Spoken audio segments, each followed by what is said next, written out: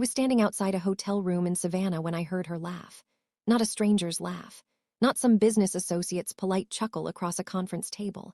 This was a soft, private laugh, the kind that only happens when someone feels completely safe. Completely seen. The kind of laugh I used to have with Marcus in our first year together, before the silence became furniture in our home.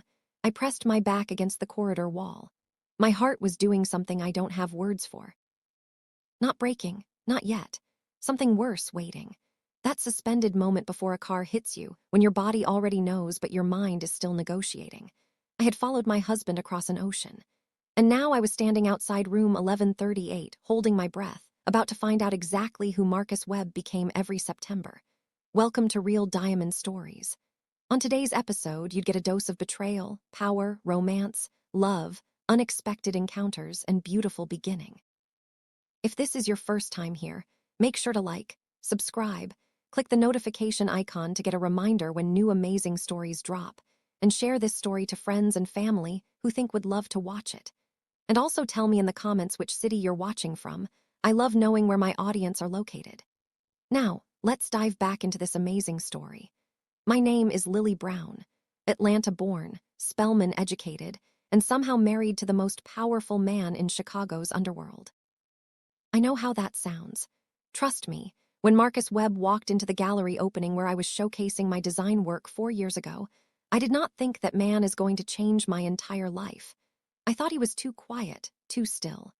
The kind of man who stands in a room and the room adjusts to him rather than the other way around. He wasn't loud about his money. He wasn't performing. He just existed with the certainty that most men spend their whole lives faking. He looked at my work for 20 minutes without saying a single word. Every other guest offered me compliments. Lovely colors, so vibrant, so exotic, the usual. Marcus stood in front of my largest piece, a black and gold abstract that I'd painted after my mother's death. And when he finally turned to me, he said, "You painted this in grief. I can feel where your hand was shaking." I didn't know what to do with that, so I married him. Okay, not immediately, but close. Our first year was everything. He was attentive in ways that felt almost disorienting, like he had studied what love looked like and then decided to do it better. He remembered small things, the way I took my coffee, that I hated air conditioning set below 70, that I couldn't sleep without something playing low in the background. He never announced these things. He just quietly made sure they were handled. And yes, I knew what he was. He never hit it exactly. There were men who moved through our home like shadows, conversations that stopped when I entered rooms, a level of security around our Upper East Side penthouse that couldn't be explained by ordinary wealth. Marcus had told me simply, and only once, that his family ran certain operations across Chicago, and that his work was not the kind I should ask questions about. He said it the way someone might mention a food allergy. Matter of fact, non-negotiable. I accepted it because I was 27 and in love, and because the way he held my face when he kissed me made me feel like the only solid thing in a spinning world. The first September trip happened 8 months into our marriage. Business in Miami, he said. He was already packed. He kissed my forehead. He was gone for 3 days. I didn't think anything of it. The second year, he said Miami again. Same Friday, same 3 days, same kiss on the forehead. But that year I noticed his bag. Too small for a man conducting real business. No laptop, no documents folder, just a weekend bag packed the way you pack when you're going somewhere you've been so many times you don't need to think about it anymore. I filed it away. The 3rd September, I asked directly. I said, "Marcus, we're exactly in Miami." He looked at me, not with guilt, something quieter than guilt, something almost like sorrow. He said, "Somewhere I need to be." And that was it. I didn't fight him. I had learned early in our marriage that pushing Marcus Webb toward a door he had closed only made him rebuild the wall thicker. So I smiled. I said, "Okay." I watched him leave. And then I sat in our enormous, silent penthouse and felt the particular loneliness of a woman who has everything except answers.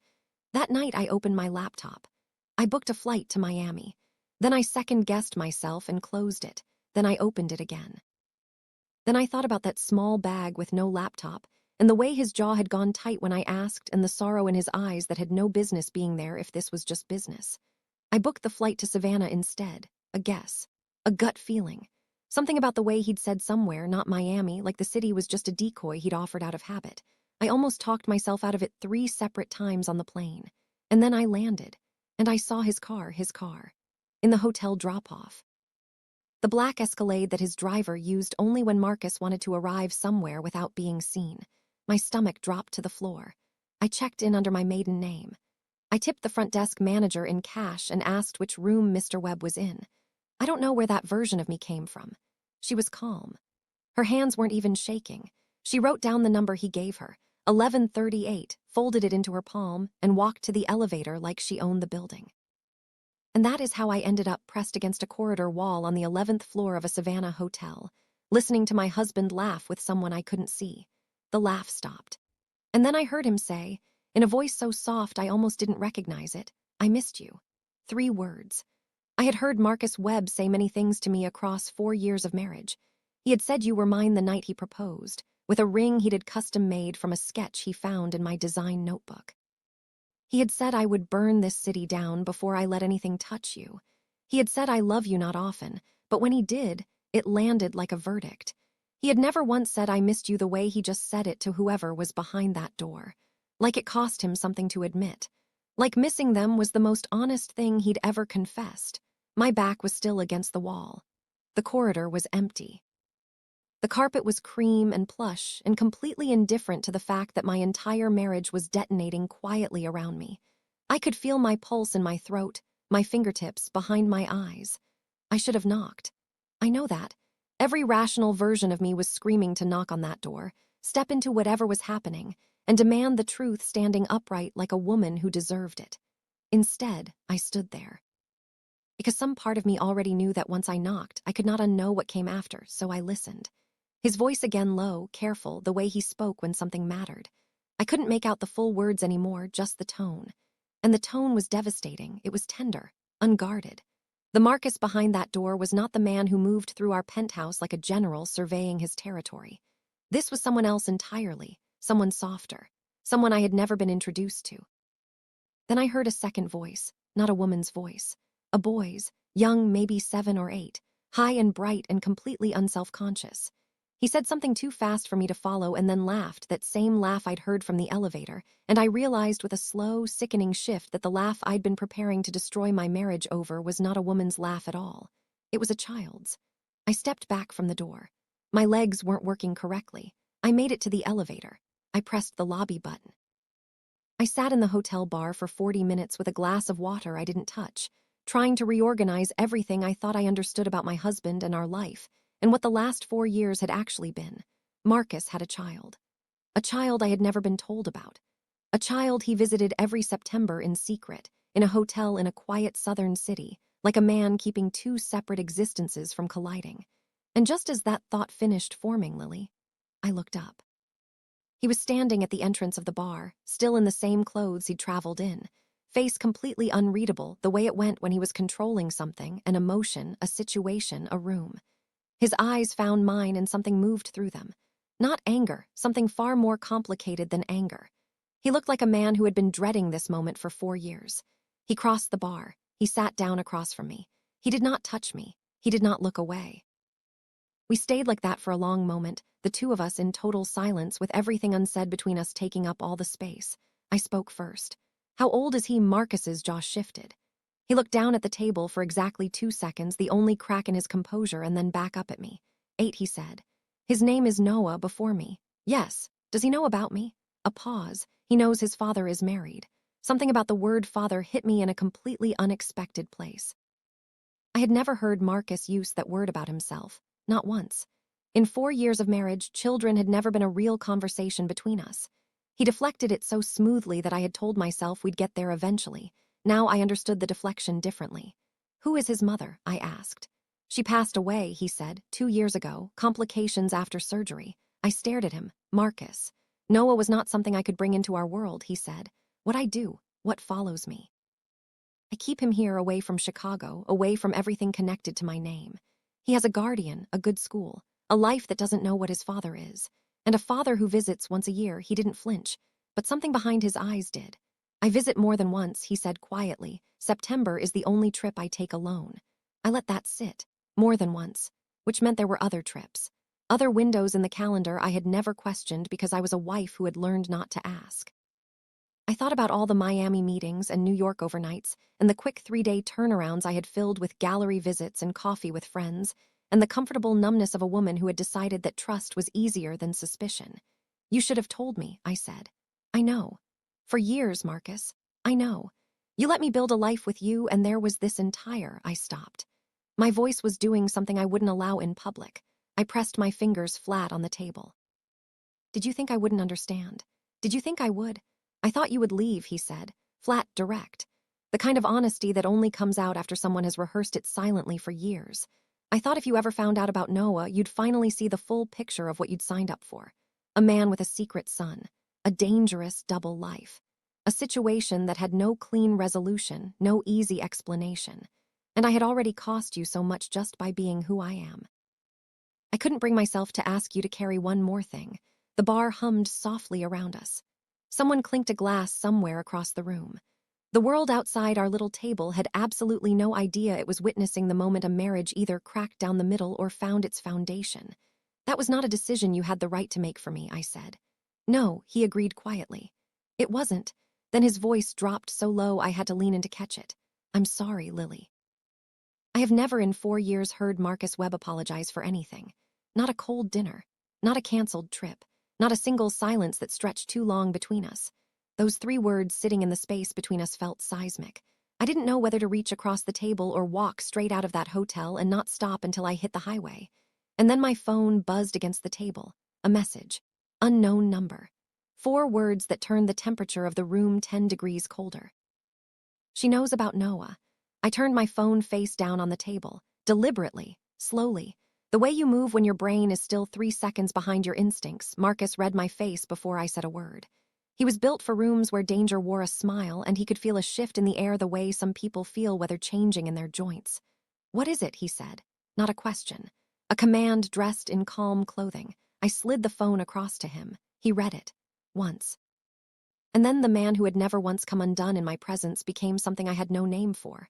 Not rage. Not panic. Something colder and more deliberate than either. Like every warm thing in him had been gathered up and redirected into a single, silent point. He stood. Stay here, he said. Marcus, Lily. The way he said my name. Final, a door closing. Stay here. He was gone before I could form another word. I sat with the phone in my hand and turned it over. Looked at that number again. Chicago area code. No contact name. No follow-up message. Just 2 gray ticks showing it had been read the moment I replied. Whoever sent it was watching this situation unfold in real time, like someone with a front row seat to a fire they'd started themselves. This was not an accident. Someone had known I would come here. Not Marcus, me. They had banked on the fact that I would arrive alone, unwatched, unprotected. They had waited for exactly this moment, when the secret was freshest and most fragile to strike. I lasted 5 minutes before I got up. The elevator ride back to the 11th floor felt endless. I walked down that corridor again, carpet soft under my feet, and knocked on the door of room 1147 before the cautious part of my brain could talk me out of it. The woman who answered was somewhere in her mid-50s. Steady eyes, composed posture, the particular stillness of someone who had spent a long time being unshockable. She took one look at me, and I could tell she already knew exactly who I was. Behind her, at the dining table, a small boy sat hunched over a bowl of mac and cheese. The bright orange kind. He was eating with the full concentration of a child who considers dinner a serious undertaking. He looked up when the door opened. He had Marcus's jaw, Marcus's exact shade of dark, watchful eyes. He studied me for a moment with zero fear and complete curiosity, then asked in careful, clear English, "Are you my dad's wife?" I don't know what I expected. I'm not sure why that question, from this child, in this moment, was the thing that finally broke through every wall I'd been holding up. Maybe because he asked it the way only kids can, without any strategy behind it. Just a boy who wanted a straight answer. Yes, I said. I am. He turned this over in his mind with great seriousness, gave a single decisive nod, and went back to his dinner. The guardian stepped aside to let me in without a word. I sat down on the couch. I don't remember deciding to. My body just went there. She brought me a glass of water without being asked and quietly disappeared into the back of the suite, with the discretion of someone who understood when adults needed space to come apart in private.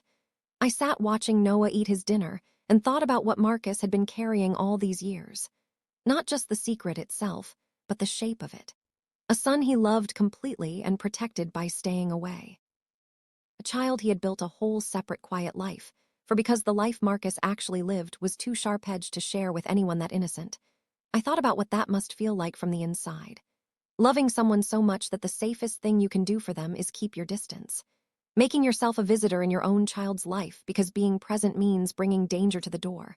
I was still sitting there, turning all of it over, when Marcus came back. He stopped in the doorway, took in the scene. Noah at the table, me on the couch. Something shifted in his face, equal parts relief and sorrow folded together so tightly I couldn't separate them. Noah looked up. "Dad," he announced with complete authority, "your wife is nice." Marcus looked at me. I looked at him. "We need to talk," I said. He nodded. He said something quiet to Noah that made the boy break into a grin. Then he crossed the room and sat beside me on the couch, closer than I anticipated, his shoulder against mine. His hands resting on his knees, eyes forward like he was bracing for something. "Who sent that message?" I said. "Victor Crane," he said. "My father's former head of security. He's been building a case against me with a rival faction for 2 years. He's been looking for the right piece of leverage, and Noah is the leverage." He paused. "He followed you here." "Not me. He knew I would have eyes watching for surveillance on my end. He gambled that you would travel alone and unwatched." He was right. The realization was immediate and cold. I had led them straight here. "Marcus, you didn't know," he said. "No blame in it, no hesitation. This is not yours to carry. This is the result of me keeping you in the dark for so long that you had to fly across state lines to find the truth. That's on me and no one else. My queens, drop a love emoji in the comments right now if you felt that one. And tell me, did you see this twist coming? Because we are not even close to finished." The suite was quiet except for the rhythm of Noah's spoon against his bowl. "What does Victor want?" I asked. "He wants Marcus to step down from leadership, hand over control of the Chicago operations to his faction, and if Marcus refuses, he stops. He uses Noah. He exposes the boy's existence to every enemy Marcus has ever made. He turns an 8-year-old into a moving target." Something shifted inside my chest in that moment. Not sorrow, something with harder edges than sorrow. Something that surprised me with its own heat. "So what's your move?" I asked. Marcus turned to look at me fully for the first time since he'd sat down. His eyes moved across my face in that slow, methodical way he had, like he was cataloging something he intended to keep. "I was going to handle it by myself," he said. "The way I handle everything. And now," he went quiet, a long, deliberate quiet. Now I'm looking at my wife, who got on a plane on nothing but instinct, checked into a hotel under her maiden name, walked into the middle of something she had every reason to be completely furious about, and instead of leaving, she is sitting on my son's couch making sure he finishes his dinner. My throat closed. "Marcus, I should have trusted you," he said. "From day one. I built walls around you thinking I was keeping you safe, and all I actually did was leave you alone inside them." His voice dropped to something quieter, something I had to sit very still to receive. "You deserved more than the version of this marriage I gave you." I looked at this man. This man who ran empires and neutralized threats and had spent 4 years quietly loving a little boy from a safe distance because closeness meant danger. This man who had apparently been holding all of it together by sheer will and was only now, in this moment, starting to show the strain. "I'm not going anywhere," I said. He went completely still. "I need you to hear me clearly," I continued. "I am angry. I have a list of conversations we are going to have, every single one you have been avoiding, and none of them are optional." I held his gaze. "But I am not leaving." Something behind Marcus's composure gave way. Just a sliver, just enough for me to see what lived underneath all that control, something that looked like relief so bottomless it had no floor. He reached over and took my hand. Didn't speak. Didn't need to. From across the room, Noah looked up at both of us, apparently satisfied with whatever conclusion he'd reached, and declared with the full authority of someone who has eaten enough mac and cheese to have opinions about life. "There's more if you want some." And despite everything, the message, Victor Crane, 4 years of carefully constructed silence, the walls I was still absolutely furious about, I laughed. A real one. The kind that ambushes you from somewhere you weren't defending. Marcus watched me laugh, and the expression that crossed his face in that moment was something I had never seen from him in 4 years of marriage. He looked completely undone. Not the controlled, measured man who commanded rooms. Just a person, stripped of every layer, looking at something he hadn't let himself hope for. And that look terrified me more than anything else that had happened today. Because a man like Marcus Webb doesn't come apart without a reason. And Victor Crane was still out there, message already sent, clock already running. That night I slept in room 1138, not in the same bed as Marcus. He was on the phone until nearly 3 in the morning, his voice a low, steady current moving through the suite as he worked the board I couldn't see. I lay in the second bedroom with the door open, listening to the cadence of his voice like a tide, and somewhere between exhaustion and the weight of everything that had happened, I finally went under. I woke up to Noah standing at the foot of my bed staring at me with great interest. "You make sounds when you sleep," he informed me. "Good morning," I said. He held out a juice box. Orange, already stabbed with the straw, the way children do things, completely, efficiently, without ceremony. Then he climbed up, sat cross-legged at the foot of the bed, and looked at me with his father's eyes. "Are you going to stay?" he asked. "With Dad? With us?" I looked at this child, 8 years old and already carrying questions that had no business living in a child's chest. I thought about what it meant to grow up loved from a careful distance. To have a father who called more than he could come, who kept you tucked away on a quiet street in Savannah because his world was not safe enough to bring you into yet. "Yes," I said, "I'm staying." He processed this, nodded once with great finality, finished his juice box, and left. Marcus was standing in the doorway. I had no idea how long he'd been there.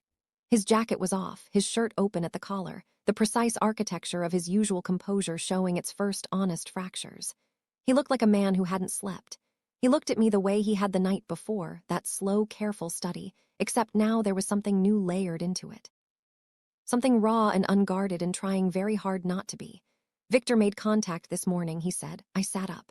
"And he wants a meeting, tonight, back in Chicago." He paused. "He doesn't know I know it was him who sent you that message. He thinks I'm still operating without the full picture, so we use that."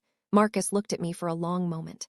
"Lily," he said, "you told me last night I should have trusted you from the beginning." I met his eyes. "Start now." Something settled in him. Quiet and permanent, like a decision being made somewhere deep.